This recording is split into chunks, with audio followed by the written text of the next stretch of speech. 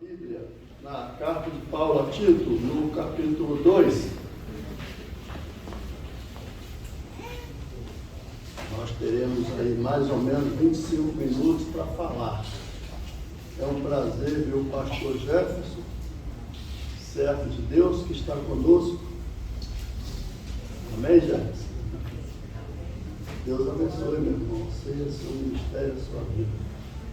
Carta de Paulo a Tito, capítulo 2, nós vamos ler do versículo 11 até o versículo 15, e assim nos diz a palavra de Deus: porque a graça de Deus se manifestou salvadora a todos os homens.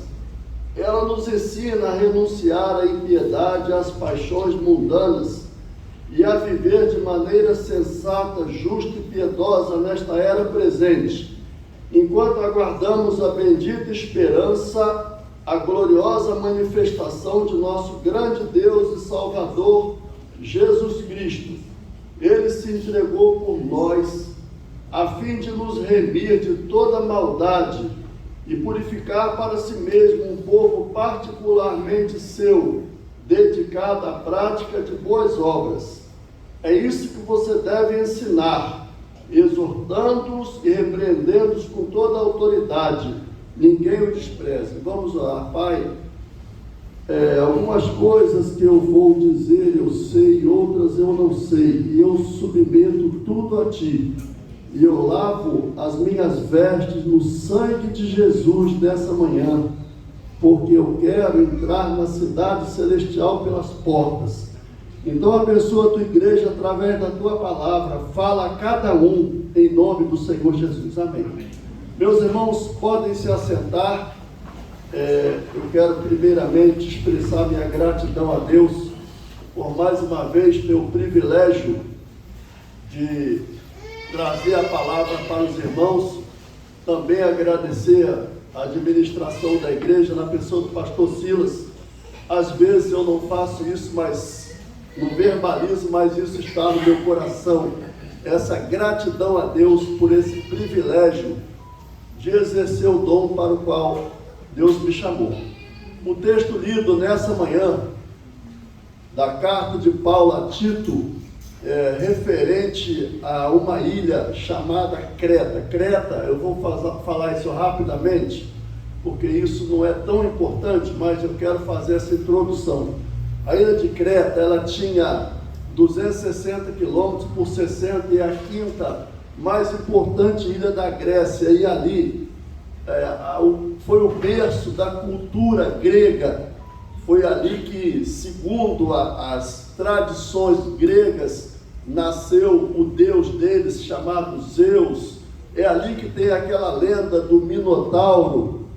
Essa ilha, ela teve uma importância muito grande, e quando foi no ano de 70 da nossa era, depois de muitas invasões e atropelos, por ser um lugar estratégico cobiçado do Império Romano, por duas vezes, na primeira não conseguiu, mas na segunda sim conquistou a ilha de Creta.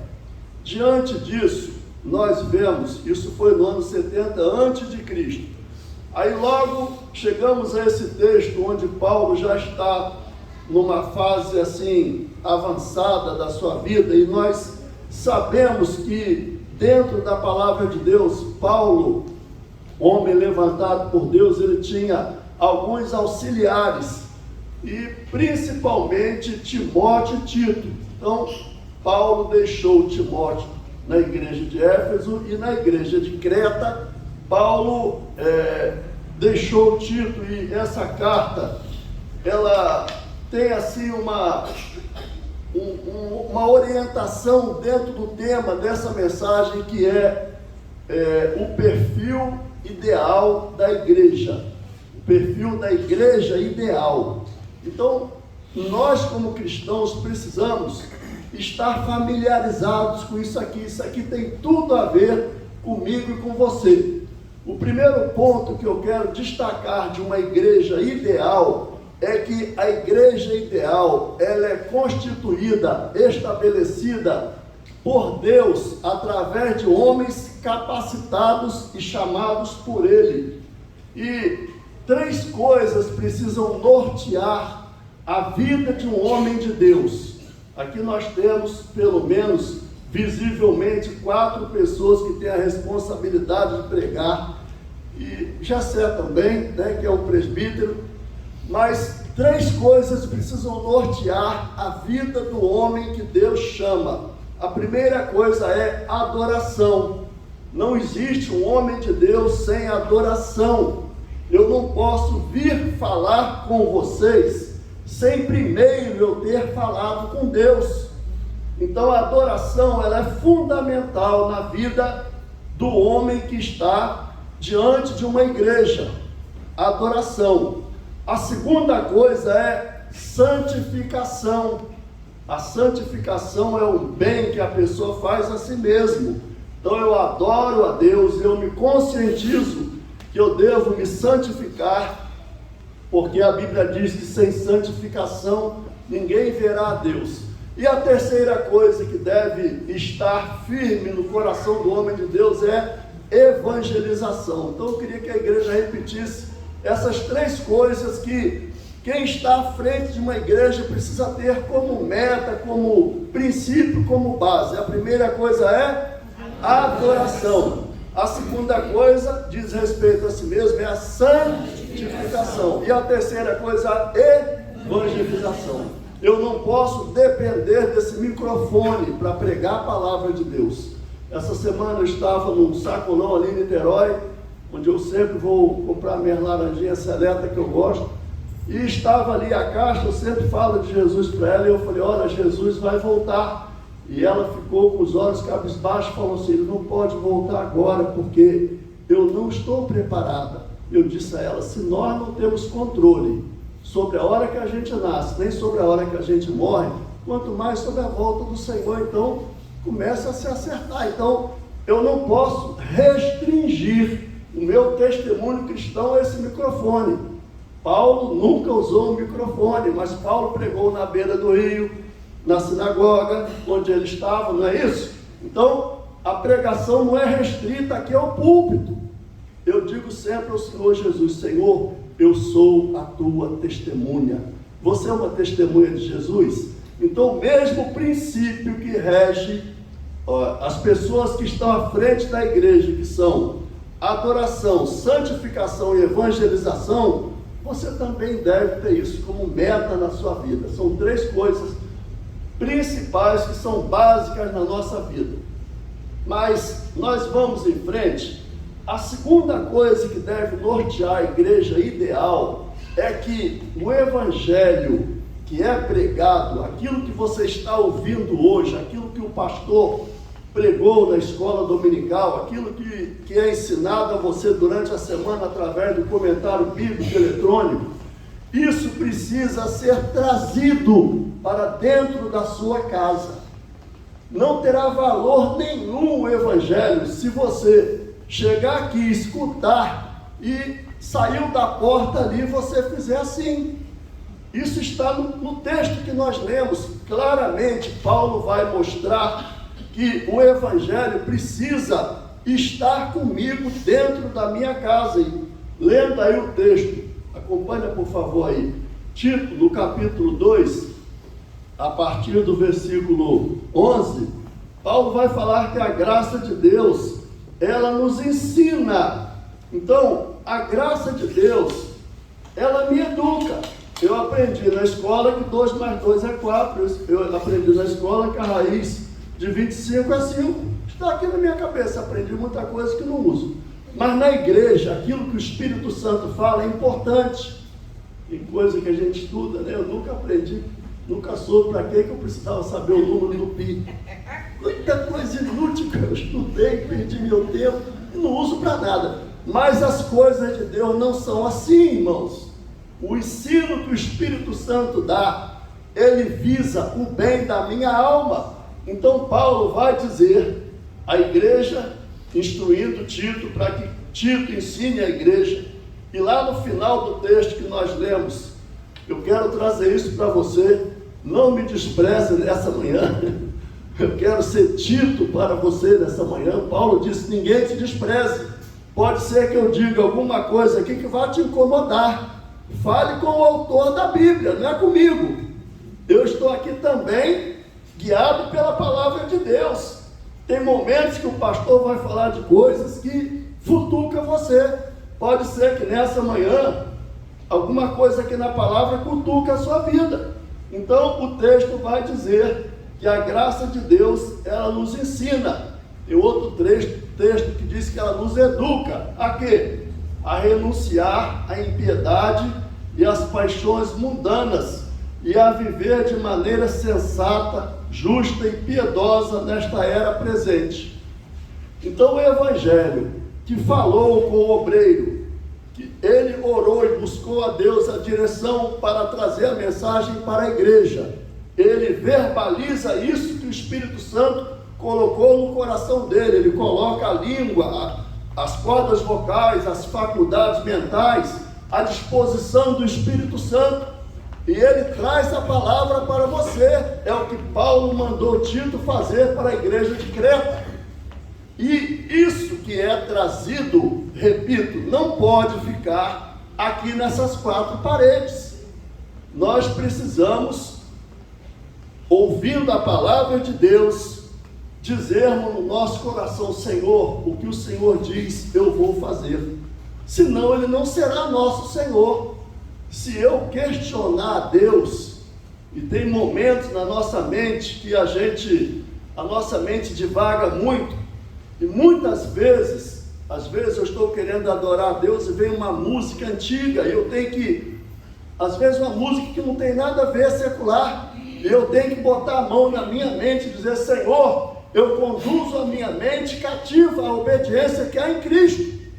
Porque a nossa mente é presa às coisas desta terra, muita coisa que a gente vê, mas a palavra de Deus está dizendo a mim e a você que a graça de Deus nos ensina, ela nos ensina. Então, Paulo, ainda voltando aí no capítulo 2, ele vai chamar, assim, fazer Tito, ele cita aqui, ele vai fazer Tito lembrar que a igreja é formada de pessoas, e pessoas têm faixa etária, condição financeira, não é? Cada um aqui mora num bairro, um mora num bairro um pouco melhor, outro menor, mas todos somos necessitados da graça de Deus. Então, no versículo 1 do capítulo 2, através dessa graça, Paulo diz para que os homens sejam ensinados, os homens mais velhos.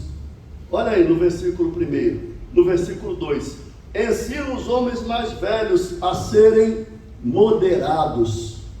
É muito feio um velho querendo ser adolescente, mas eu tenho certeza que você já viu isso. Eu sou velho? Amém. Já fui moço e nunca vi o justo mendigar o pão, disse Davi.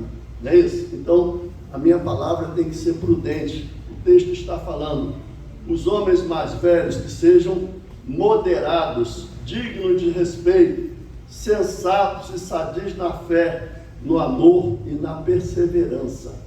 Esse é um ponto que eu quero que você preste atenção, você que é homem como eu. A Bíblia está dizendo a você: moderação, digno de respeito, sensato, sadio na fé, no amor e na perseverança. Segunda classe de pessoas que a Bíblia está falando nessa manhã: as mulheres mais velhas. O que a mulher mais velha deve ser? A Bíblia está dizendo que ela deve ser reverente na sua maneira de viver, cuidadosa com as suas vestes, né? Parece engraçado que eu vou falar, mas não fica bem uma mulher mais velha, e nem mais nova também, ficar com o umbigo de fora, né? Querer usar uma mini saia. A Bíblia está dizendo que a mulher mais velha seja reverente na sua maneira de viver. Pedro disse que a mulher, o enfeite dela não seja exterior, não que ela não possa se enfeitar, se arrumar e ficar bonita, não é isso que a Bíblia diz, mas sim que o mais precioso numa mulher de Deus é que ela tenha um espírito manso e quieto, que é precioso diante de Deus. Você que é mulher de Deus, a Bíblia está falando com você, para você ser reverente na sua maneira de viver. Não ser caluniadora. O que é não ser caluniadora? É ter cuidado com a língua. Então, assim como o homem deve ter cuidado com a língua, a Bíblia está falando com as mulheres de Deus, que elas não sejam caluniadoras. Não fique preocupada em espalhar o mal de alguém.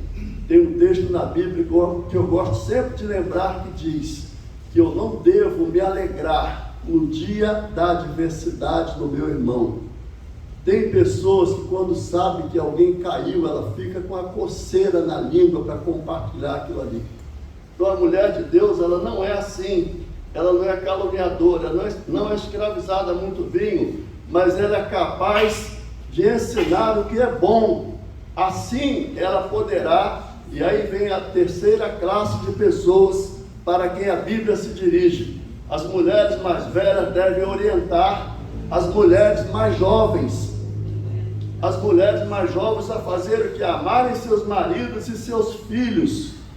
Eu fui pregar domingo passado à noite em uma outra igreja, e quando eu acabei de pregar, a esposa do pastor, conversando com a gente ali na hora do cafezinho, do lanche, ela disse: quando eu vejo um lar edificado, eu sei que por trás dele tem uma mulher sábia. A Bíblia diz que a mulher sábia faz o que, irmãos? A mulher sábia faz o que? Ela edifica o seu lar. E a tola faz o que? Derruba com as mãos. Então a palavra de Deus está dizendo para as mulheres mais velhas ensinarem as mulheres mais novas a serem prudentes, a amarem seus filhos, amarem seus maridos e seus filhos, a serem prudentes e puras, estarem ocupadas em casa, a serem bondosas e sujeitas a seus maridos. Não está dizendo que é para o marido pisar a mulher ou algo assim, né? Já tem aquele ditado que diz que Deus não tirou a mulher da cabeça do homem, para a mulher não mandar no homem. Também Deus não tirou a mulher do pé do homem, para o homem não pisar, mas tirou a mulher do lado do homem, para que ela seja a sua ajudadora. Então a palavra de Deus está dizendo a você, mulher, que é para você cumprir o que está aqui. E a outra classe de pessoas que a palavra de Deus também fala, está aí no versículo 6, fala aos jovens: encoraje os jovens a serem o quê? Prudentes. Um jovem cristão, ele não pode ir em qualquer lugar. Um jovem cristão, ele não pode ter amizade, ser apegado a qualquer pessoa. A Bíblia diz que as más conversações corrompem os bons costumes. Se você escuta a palavra de Deus e deixa a palavra de Deus restrita aqui, você chega lá fora e joga isso aqui para o alto, ignora o que está aqui, e você acha que você pode ter amizade, ser apegado com pessoas que afrontam a Deus, que têm costumes que você sabe que são errados. Essa pessoa vive se embriagando, se prostituindo, fazendo o que não deve, porque todo mundo sabe o que é que nos suja. Nós todos sabemos o que é que nos suja. É aquilo que traz peso à nossa consciência. O que é que nos suja? É aquilo que faz a gente perder a vontade de vir na igreja. O que é que nos suja? É aquilo que tira a nossa paz. O que é que nos suja? É aquilo que, quando a gente vai orar, a gente percebe que tem um bloqueio. Então a Bíblia está falando para os jovens, para que eles também sejam prudentes. Tenha cuidado com quem você conversa, tenha cuidado com o tipo de filme que você vê. Tenha cuidado com as suas amizades, para que elas não te corrompam. A Bíblia diz, e não estava, como eu disse aqui na oração, eu não sei tudo que eu ia dizer, e eu não tinha programado dizer isso, mas o Espírito Santo está me lembrando aqui agora, que quando o anjo foi falar com Daniel, ele disse: Daniel, homem muito amado, desde o primeiro dia em que você aplicou o seu coração a compreender e a se humilhar, são ouvidas as suas orações. Então, Daniel colocou isso no seu coração, que ele devia compreender as coisas espirituais. O que é que o Espírito Santo está fazendo com você nessa manhã? Ele está trabalhando na sua mente, na sua consciência, no seu entendimento, para que a palavra de Deus se aloje dentro de você, e que através da palavra de Deus, a graça de Deus, da qual esse texto fala, ela entre em você e crie uma estrutura tal que você passe a ser uma pessoa quebrantada diante de Deus, e Deus possa dizer a você, desde o primeiro dia, quem sabe se hoje não é o primeiro dia, se você até hoje não fez isso, que você vai fazer o que Daniel fez, aplicar seu coração a compreender, a se humilhar, e Deus vai ouvir as suas orações. A palavra de Deus então está falando também com os jovens. Depois Paulo vai falar com os escravos.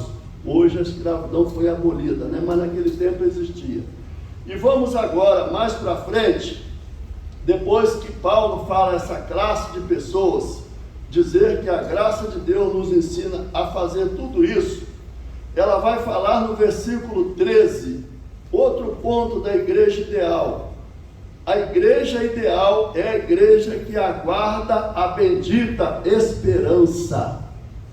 Você está aqui, mas no seu coração você precisa ter uma esperança viva. A esperança da volta de Jesus precisa pulsar dentro de você. Socorro tinha um pastor lá em João Pessoa, que ele falava no púlpito que toda noite ele se lembrava da morte, mas ele queria dizer que ele se lembrava que Jesus vai voltar, que ele tinha um encontro com o Senhor. Eu quero dizer a você que Jesus vai voltar, e que essa deve ser a sua esperança.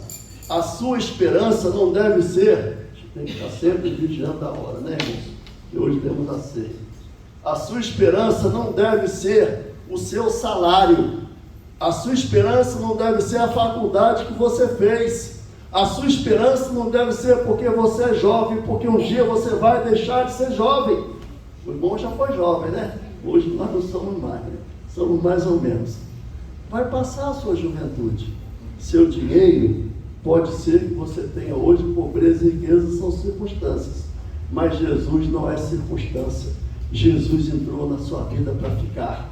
Então a palavra de Deus está dizendo a você que você deve aguardar a gloriosa e bendita esperança. Olha, irmãos, eu vou dizer uma coisa para vocês. Antigamente era a igreja que falava da volta de Jesus, era a igreja que falava do fim do mundo. Hoje, quem está falando do fim do mundo é a ciência. Ontem, ou anteontem, foi lá eleito o primeiro-ministro da Inglaterra. E a primeira coisa que ele se interessou de saber é como ele pode usar as armas nucleares. Então o planeta Terra está nessa perspectiva de coisas horríveis acontecerem. Você está vendo os sinais da volta de Jesus. Terremotos acontecendo simultaneamente, sinais no céu e na lua. Indiferença espiritual, frieza espiritual. Deus quer que você não passe um dia sem deixar de ler a Bíblia, sem orar e sem adorar. Você é um adorador. Isso tem que ser prioridade na sua vida, porque o seu espírito, ele é um espírito quebrantado e contrito, é um espírito que vai morar no céu e que vai adorar a Deus em espírito e em verdade lá na eternidade. E isso tem que começar aqui. Então você tem que se quebrantar diante dessa palavra. Essa palavra, disse o profeta, que ela é como um martelo. Deus disse que essa palavra ela é um martelo, ela bate na nossa consciência, ela bate no nosso conforto. Eu quero, sem me estender muito, perguntar uma coisa rapidamente. Quando você aceitou Jesus, você perdeu ou você ganhou? Quem acha que ganhou, levanta a mão. Abaixa a mão. Quem acha que perdeu, levanta a mão. Ninguém? está equivocado, hein? Quem acha que perdeu e ganhou, levanta a mão. Quem levantou a mão dizendo que perdeu e ganhou, está certo. Em Mateus, capítulo 11, versículo 25. Mateus 11, 25. Eu queria que você abrisse a sua Bíblia aí para a gente terminar. Mateus 11, 25. O Senhor Jesus disse: quem perder a sua vida por amor de mim, achá-la-á. Perca a sua vida, as suas opiniões, os seus conceitos. Perca o seu desejo de ser um sucesso.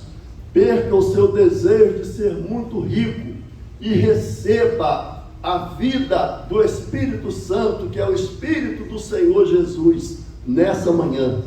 Então, quando você veio a Cristo, você perdeu a sua vida. Paulo disse que nós que fomos batizados em Cristo, fomos batizados na sua morte. Então, quando Jesus entrou na minha vida, Ele entrou para quebrar o meu velho homem, para matar o meu ego, para que o Espírito Santo possa viver em mim. Não se põe vinho novo em odre velho. Então Paulo está dizendo à igreja de Creta, através de Tito, ele está dizendo que Jesus se deu. Aí no versículo 12 diz: ele se entregou por nós, a fim de nos remir de toda maldade, purificar para si um povo particularmente seu, dedicado a boas obras. Você não fazia a vontade de Deus antes, mas agora você foi chamado para fazer a vontade de Deus. Rogo-vos, pois, irmãos, pela compaixão de Deus, que apresenteis os vossos corpos em sacrifício vivo, santo e agradável a Deus, que é o vosso culto racional. O seu culto é oferecer o seu corpo ao Espírito Santo. Mas não é o seu corpo como ele era, com os hábitos antigos, com as palavras antigas, com os pensamentos antigos. Quando você vem a Cristo, você diz assim: Senhor, seja feita a tua vontade, não a minha. Quando você morre para você, você vive para Deus. Então, quando você vê a Cristo, você perdeu, mas você perdeu para ganhar. Não é para ninguém rir lembrando da ex-presidente, não. Você foi chamado para morrer para si e para viver para Deus. Que Deus nos abençoe, meus irmãos. O que Deus colocou no meu coração, vou chamar o pastor, temos a Santa Ceia. Lembre-se disso. Perca o que o Espírito Santo pediu para você entregar a Ele, entregue, para que Ele encha você nessa manhã e você seja aquela pessoa cheia do Espírito Santo que Deus quer. Que Deus nos abençoe. Eu espero que o Espírito Santo fale onde eu não pude falar, em nome do Senhor Jesus. Amém.